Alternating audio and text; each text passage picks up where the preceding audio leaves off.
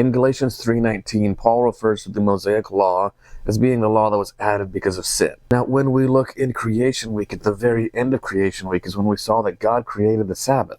And according to John 1 and Colossians 1, Jesus is the God who created the world, including the Sabbath. Now, given that mankind had not fallen here yet, this is not the law that was added because of sin. And given that this is the fourth commandment right here, this represents the 10 commandments being there already. So the 10 commandment law of God is not the Mosaic law.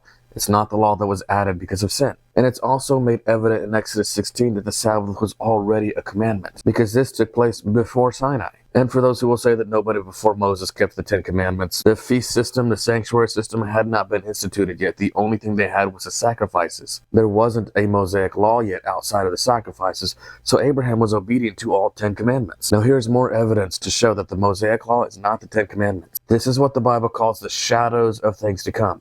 This isn't. This shows us the standard for a perfect righteous character. This also points out what sin is and declares what the penalty of sin is. This one shows us the prescription for sin, because this is a prophecy of what Jesus would one day do for us and is doing right now for us. Here's a chart on my website that will help visualize it better. You see, there were 7 holy days in the Israelite religious calendar that pointed forward, that were prophecies of the work of Jesus. Passover pointed forward to Calvary. And so many Christians will stop there at Calvary thinking his work was done there, when that's not what the Bible teaches. And so you see, this graphic shows that this is the shadows of things to come, not the 10 commandments. Those are 2 different laws. Each of these, as has already been stated, is a compacted prophecy pointing forward to something in the work of Jesus. Calvary, in the tomb, his resurrection. Pentecost, this happened in Acts chapter 2. And there's another chart on my website to help you in this study as well. This one's from advendicate.com. You see, all of the world will be brought to make a decision regarding the seventh-day Sabbath or Sunday sacredness. Sunday sacredness is only ever mentioned in Revelation 13 in the Bible, and only as a very bad thing.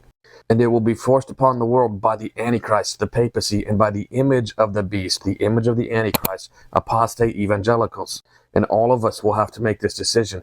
Will we choose to serve Jesus and keep the seventh-day Sabbath, or will we choose to serve the Antichrist and keep the traditions of men and keep Sunday sacredness? Let me know in the comments what your decision will be. Don't forget to go to the homepage of my website, scroll down, and sign up for my new newsletter. I also redid the homepage of my website, adding these as well, the goals of this ministry. Go check it out.